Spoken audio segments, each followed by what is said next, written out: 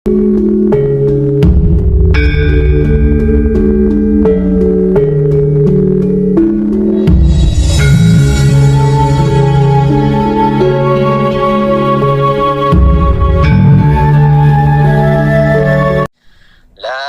ilaha illallah, la ilaha illallah, la ilaha illallah, Muhammad Rasulullah.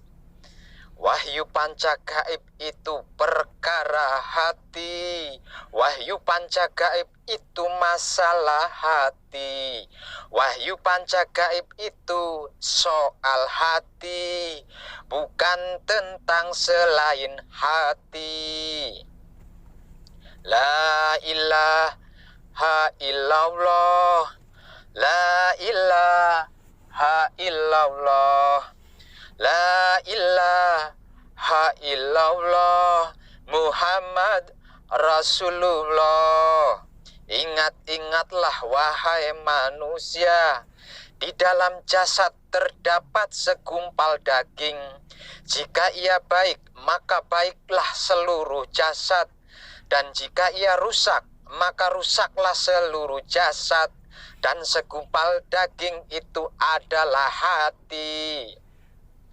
La ilaha illallah, la ilaha illallah, la ilaha illallah, Muhammad Rasulullah. Semua itu bermula dari hati, dan segalanya berakhir di hati. Bahkan semua dan segalanya itu ditentukan oleh hati. La ilaha illallah, la ilaha illallah, la ilaha illallah, Muhammad Rasulullah. Hati itu laksana bejana. Jika ia dipenuhi kebenaran, maka akan menampakkan banyak cahaya pada anggota tubuh lainnya. Dan jika ia dipenuhi dengan kebatilan, maka ia akan menampakkan banyak kegelapan pada anggota tubuh lainnya. La ilaha illallah, la ilaha illallah, la ilaha illallah, Muhammad Rasulullah. Sebab itu jagalah hati, karena itu bersihkan hati. Jangan sampai ternodai, apalagi termelekati. La ilaha illallah, la ilaha illallah, la ilaha illallah, Muhammad Rasulullah. Wahyu pancalaku adalah sifatnya hati. Wahyu pancalaku sifatnya hati. Wahyu pancalaku adalah isi hati. La ilaha illallah, la ilaha illallah, la ilaha illallah, Muhammad Rasulullah.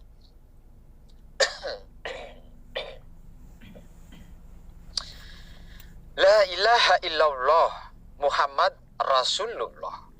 Tiada Tuhan yang berhak disembah kecuali Allah, dan Muhammad utusan Allah. Wow. Apakah Allah itu? Siapakah Muhammad itu? Sehingga sampai sebegitunya? Saya yakin ada banyak yang masih mencari-cari tentang kedua hal ini. Bahkan mungkin tidak peduli alias ogah mencari tahu. Yang penting hafal kalimatnya, lalu percaya bisa untuk membuli orang lain, merasa sudah lebih dari cukup. Buktinya masih banyak yang arogan dan pamrih serta membuli orang lain dengan super egonya yang tidak kenal kompromi.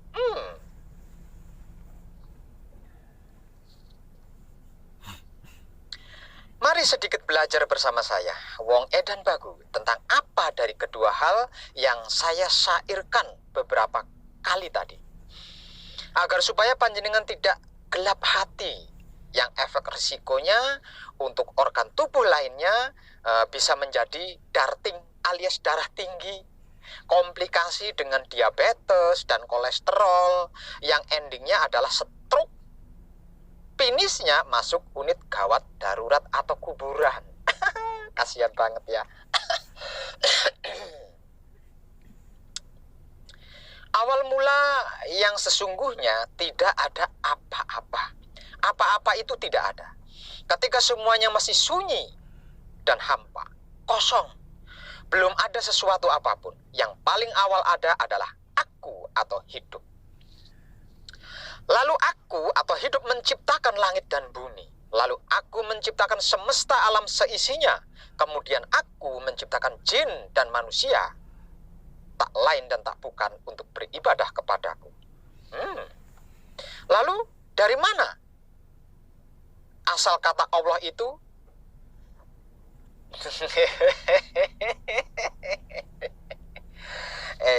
Dan tenang, sabar toh, nanti juga sampai ke situ bahasannya.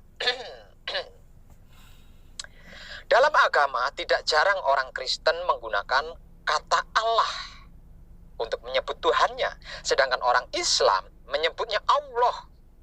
Tulisannya sama, hanya saja dibaca sebagai Allah. Mungkin agar supaya terkesan tidak sama dengan Tuhannya orang Kristen. Jadi, walaupun aksara tulisannya sama, dibaca berbeda. Oh, keren. Namun secara umum, kata Allah atau Allah lebih identik dengan agama Islam, yaitu panggilan untuk sesembahannya. Sehingga tidak heran terdapat sebanyak 2.679 kata Allah di dalam Al-Quran. Lalu dari manakah sebenarnya asal kata Allah ini, Pak Web? Sabar.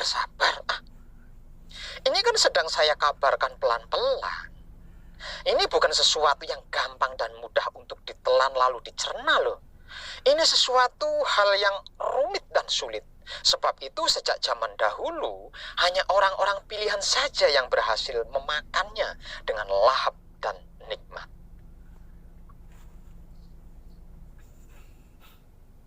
Karena itu, agar supaya tidak gagal paham, saya mencarikan bahasa kata dan kalimat yang paling sederhana. Jadi, sabar, pelan-pelan ya.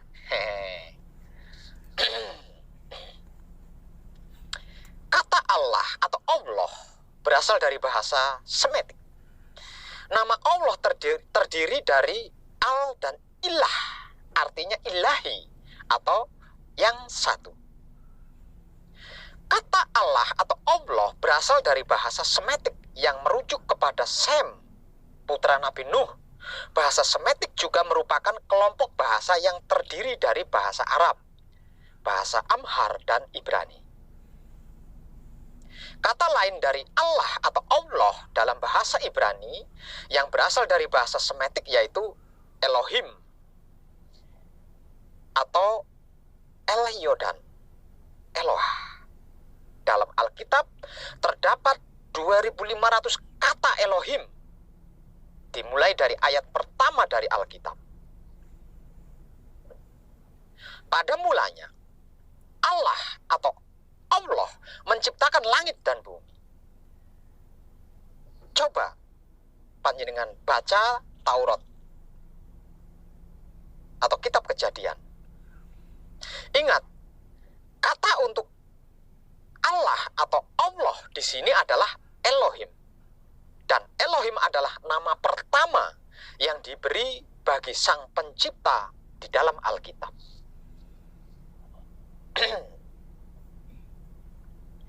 Awal penggunaan kata Allah atau Allah bagi Sang Pencipta ini digunakan oleh orang-orang kafir di Mekah sebelum Muhammad lahir. Juga orang Kristen Arab yang hidup sebelum zaman Islam memakai nama Allah untuk Sang Pencipta. Saat ini, orang Kristen Arab, Yahudi, Roma Katolik Malta, Kristen Indonesia, dan Malaysia memakai kata Allah atau Allah bagi pencipta. Namun akhir-akhir ini, kita banyak mendengar perdebatan mengenai siapakah yang berhak menggunakan nama Allah.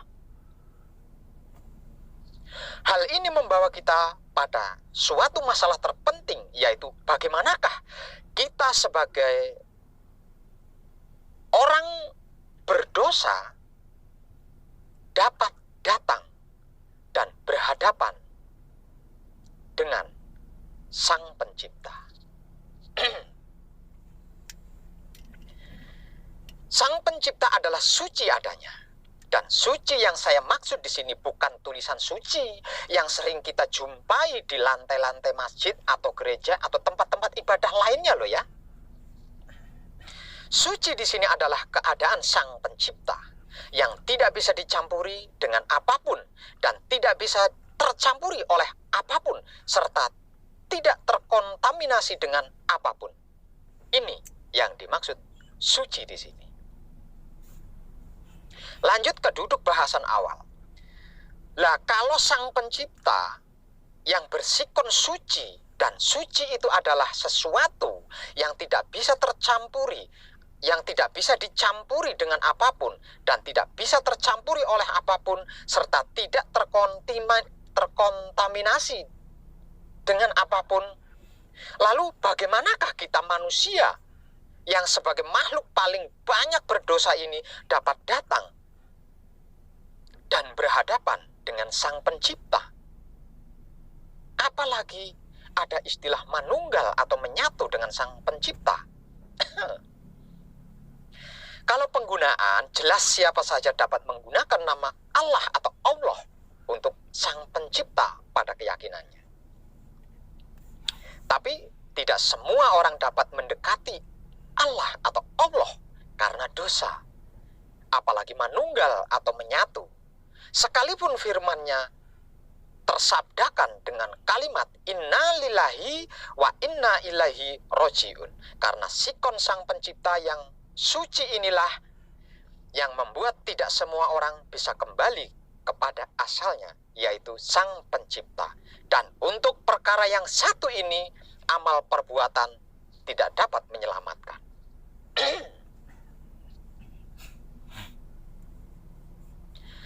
99% umat beragama percaya bahwa amal dan ibadah dapat mendekatkan mereka kepada Allah.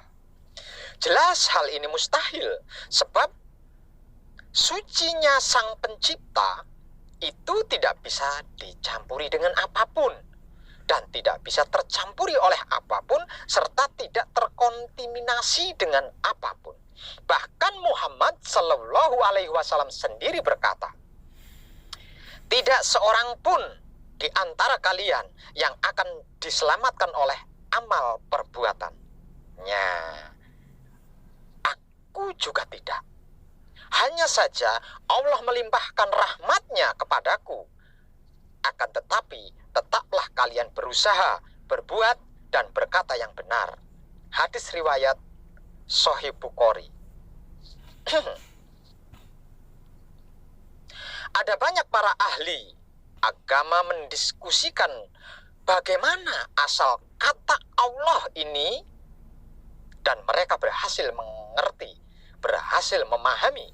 Namun mereka tidak mengetahui bagaimana cara mendekati Allah atau tidak yakin mereka dapat mendekati Allah. Sungguh aneh bukan? Tenang. Dan menurut pengetahuan pribadi saya, hasil praktek di TKP, pengalamannya memberikan keterangan kepada saya hanya ada satu cara untuk dapat sampai kepada Allah. yaitu melalui anugerah dari Allah itu sendiri.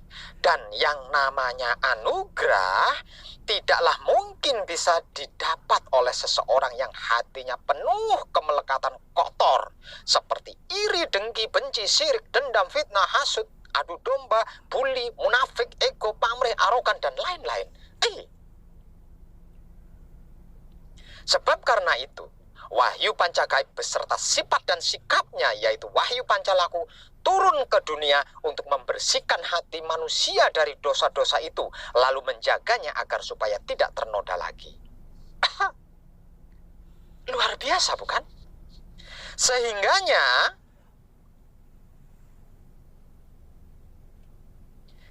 dengan hati yang bersih, manusia dapat anugerah pengampunan untuk bisa mendekati Allah yang Allah kudus, kemudian manunggal atau menyatu seperti yang difirmankannya, yaitu inna lillahi wa inna ilaihi rajiun. Selanjutnya tentang Muhammad. Dari mana asal kata Muhammad itu? Dahulu sebelum Nabi Muhammad Sallallahu Alaihi Wasallam lahir, yaitu pada masa jahiliyah, tidak banyak orang yang mempunyai nama Muhammad. Bahkan bisa dibilang tidak ada yang bernama Muhammad. Bagi masyarakat Quraisy pada saat itu, Nabi Muhammad terdengar begitu asing di telinga mereka. Sehingganya ketika Nabi Muhammad lahir, kakek beliau Sallallahu Alaihi Wasallam, yaitu Abdul Muthalib, memilih nama Muhammad untuk nama cucunya. Masyarakat Quraisy pada saat itu, khususnya para pembesar kaumnya, merasa heran. Abdul Muthalib mengambil keputusan yang bertentangan dengan adat dan kebiasaan masyarakat Quraisy, di mana mereka biasa menamai anak-anak mereka dengan nama leluhur mereka misalnya. Bahkan tidak sedikit juga yang menamai dengan nama-nama dewa sesembahan mereka. Sebagian pembesar suku Quraisy yang notabene-nya saudara kandung kakek Nabi Muhammad Sallallahu Alaihi Wasallam ini, yaitu Abdul Muthalib, memberikan masukan agar mengganti nama Muhammad dengan nama kerabatnya saja. Tetapi Abdul Muthalib tetap kukuh mempertahankan nama Muhammad sebagai nama untuk cucunya. Untuk meyakinkan saudara-saudaranya tersebut, Abdul Muthalib mengatakan kepada mereka, "Aku ingin agar Allah memujinya di langit dan ia dipuji makhluk-makhluknya di bumi." Lihat Dalailun Nubuwah. Baca ya. Lihat dan baca Dalailun Nubuwah 1 ayat 113. Sungguh sebuah hujah yang luar biasa. Saking mulianya Nabi Muhammad Sallallahu Alaihi Wasallam ini, beliau sampai disebutkan beberapa kali di dalam kitab Al-Quran. Di antaranya dengan penyebutan nama Muhammad Sallallahu Alaihi Wasallam sendiri sebanyak 4 kali. Nama lain beliau adalah Ahmad. Juga disebutkan dalam Al-Quran sebanyak 1 kali. Sungguh merupakan suatu kemuliaan yang diberikan Allah Subhanahu wa Ta'ala atas nabinya. Allah Subhanahu wa Ta'ala menyebut nama beliau dengan Muhammad. Ini terdapat di dalam surat Ali Imran ayat 144. Surat Al-Ahzab ayat 40. Muhammad ayat 2. Al-Fat ayat 29. Sedangkan nama beliau Ahmad disebut di dalam surat As-Saff ayat 6. Dan maksud dari pada Ahmad adalah terpuji. Lah kalau Muhammad adalah yang terpuji. Jadi kalau ada sebutan Muhammad Rasulullah, berarti maksudnya adalah yang terpuji, utusan Allah. Kenapa bisa begitu dan seperti itu. Sebab karena titel makhluk paling sempurna dibanding makhluk-makhluk lainnya yang dimiliki oleh manusia hidup itu tercermin pada diri Ahmad. Sebab karena itu si Ahmad disebut Muhammad, dan Muhammad itulah utusan Allah. Kata Muhammad secara etimologi berasal dari kata al dan hamdu, yang berarti yang terpuji atau memuji atau pujian atas yang terpuji, mencintai, meninggikannya dan mengagungkannya. Sedang Muhammad berarti orang yang terpuji atau orang yang banyak mendapatkan pujian. Jadi yang terpuji itu loh yang dimaksud utusan Allah. Sifat dan sikap Anda Ahmad maksudnya terpuji. Kalau iya, sudah pasti Anda akan menjadi Muhammad, maksudnya yang terpuji. Bisanya disebut yang terpuji sebab karena banyak yang memuji. Jadi siapapun dia, jika sifat dan sikapnya terpuji alias Ahmad, pasti akan menjadi yang terpuji alias Muhammad, karena banyak yang memuji.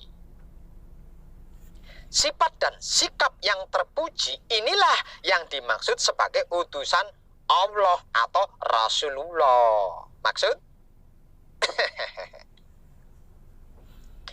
Kesimpulannya, dan untuk mempermudah kesimpulan ini agar supaya bisa dicerna dengan nikmat, saya akan menggunakan ilustrasi penggambaran yang real dan tidak menakutkan, yaitu menggunakan buah apel ini. Wujud buah apel ini saya umpamakan sebagai wujud bentuknya Ahmad. Wujud buah apel ini saya umpamakan sebagai wujud bentuknya Ahmad atau wujud bentuknya manusia. Sebenarnya bukan cuma Ahmad atau manusia saja sih. Semua makhluk yang masih hidup memiliki wujud itu kalau saya gambarkan seperti buah apel inilah. Namun karena yang dibahas adalah Allah dan Muhammad, maka cukup dimulai dari Ahmad atau wujud bentuk manusia saja. Saya ulangi, wujud bentuk buah apel ini adalah ilustrasi penggambaran sebagai Ahmad atau wujud bentuknya manusia hidup. Maksud dari wujud bentuk di sini adalah raga atau tubuh atau badan yang kasat mata ini ya. Dan saya gambarkan sebagai buah apel ini umpamanya. Lalu Allahnya mana? Muhammadnya di mana? Untuk bisa mengerti dan memahami serta mengetahui di mana dan seperti apa Allah dan Muhammad yang tersembunyi di dalam buah apel ini, kita harus memproses buah apel ini, bukan memakan buah apel ini. Caranya, kita harus menghancurkan buah apel ini hingga menjadi adonan yang lembut dan halus. Di blender misalnya, atau ditumbuk, atau dicincang hingga halus. Setelah menjadi adonan yang halus dan lembut, lalu peras dan saringlah di sebuah wadah. Setelah disaring, buah apel yang semula satu bagian tadi akan berubah menjadi dua bagian, ya tidak? Bagian pertama adalah ampas buah apel, dan bagian kedua adalah air sarinya buah apel. Lalu coba makan sedikit ampas buah apel tersebut. Seperti apa rasanya? Apakah sama rasanya seperti ketika buah apel itu belum dihancurkan? Masih berbentuk satu bagian dengan air sari apelnya. Setelah itu, lalu minumlah sedikit air sari apel itu. Apakah rasanya sama seperti ketika buah apel itu belum dihancurkan, masih berbentuk satu bagian dengan ampas apelnya? Nah, di sini jawabannya. Ampas inilah gambaran Ahmad atau wujud bentuk tubuh atau raga manusia jika terpisah dengan hidupnya, yang lebih dikenal dengan sebutan Muhammad, sebagai utusan, sebagai Ruhul Kudus, atau Ruh Suci, atau Gusti yang berarti guru sejati. Sedangkan air sari apelnya adalah gambaran hidup yang lebih dikenal dengan sebutan Muhammad, sebagai utusan, sebagai Ruhul Kudus, atau Ruh Suci, atau Gusti yang berarti guru sejati. Terus Allahnya di mana? Terus Allahnya mana dan di mana?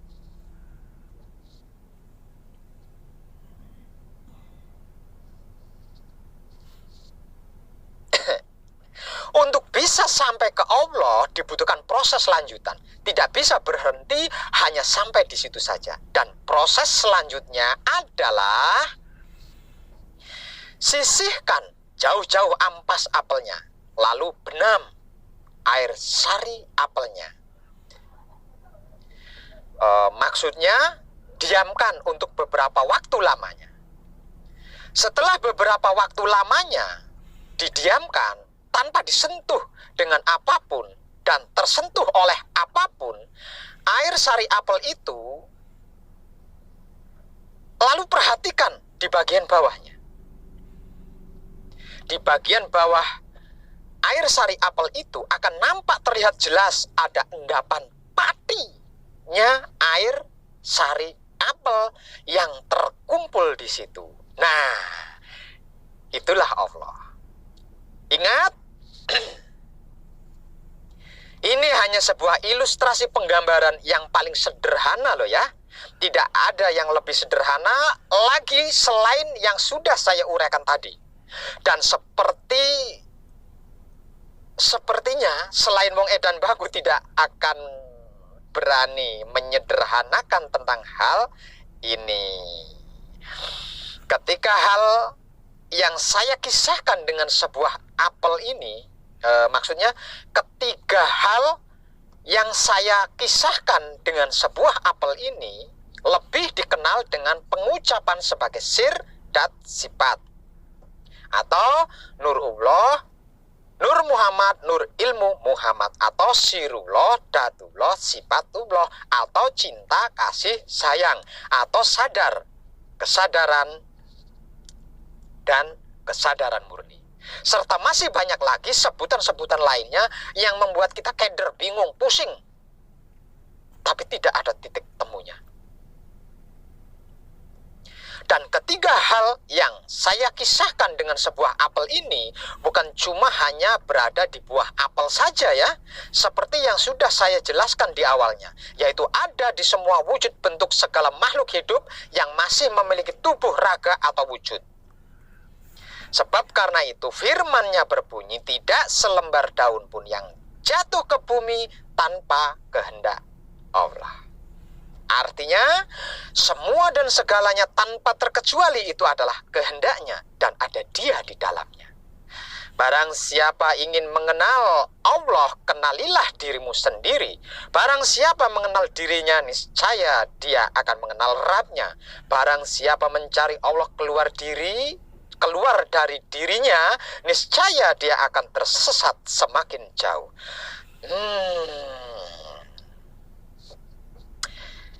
Aku pernah dibonceng Nabi Shallallahu Alaihi Wasallam di atas keledai. Kemudian beliau berkata kepadaku, "Wahai Mu'ad, tahukah kamu apakah hak Allah yang harus dipenuhi oleh hamba-hambanya? Dan apa hak hamba-hambanya yang harus dipenuhi oleh Allah?" Aku menjawab, "Hanya Allah dan Rasul-Nya yang lebih mengetahui." Kemudian beliau bersabda, hak Allah yang harus dipenuhi oleh hamba-hambanya ialah hendaknya mereka beribadah kepadanya dan tidak menyekutukannya dengan sesuatu apapun. Sedangkan hak hambanya yang pasti dipenuhi oleh Allah ialah bahwa Allah tidak akan menyiksa orang-orang yang tidak menyekutukannya dengan sesuatu apapun. Lalu aku bertanya, "Ya Rasulullah, Bolehkah aku menyampaikan berita gembira ini kepada orang-orang? Beliau menjawab, jangan engkau lakukan itu, karena khawatir mereka nanti hanya bersikap pasrah. Hadis riwayat Bukhari Muslim. Dengan ini semoga tercerahkan. Salam setuhan penuh cinta kasih sayang dari lubuk hati saya, wong edan bagu yang paling dalam. Selamat, selamat, selamat. Rahayu, rahayu, rahayu. Damai, damai, damai, tentram. Saya wong edan bagu ngaturaken sugeng rahayu lir ing sambikala amanggih yuwana pinayungan mring ingkang maha suci Basuki Yuwono Teguh Rahayu Slamet. Berkah selalu untuk semuanya tanpa terkecuali, terutama para sedulur, khususnya para kadang konto dan kanti anom saya yang senantiasa direstui yang dat maha suci hidup. Om Santi Santi Om. Wassalamualaikum warahmatullahi wabarakatuh. Terima kasih, dan terima kasih, serta I love you full dari saya untuk panjenengan semuanya tanpa terkecuali.